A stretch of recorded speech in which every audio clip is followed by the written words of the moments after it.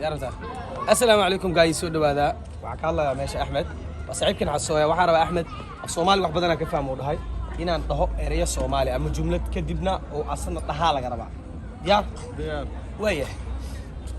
waxa dhahdaa aniga waxaan cunaa kackac aniga waxaan cunaa kackac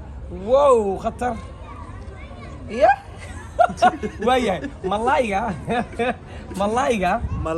wuxuu ku jiraa badda واو انا معلم والله انا حسن بس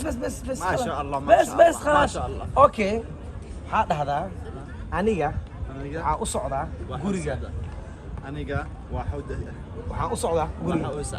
guriga يعني انا اذهب للبيت واو اوكي هذا aniga asxaabteyda kulli Soomaali waa aniga asxaabta kullu Soomaaliya kan qatar waa bee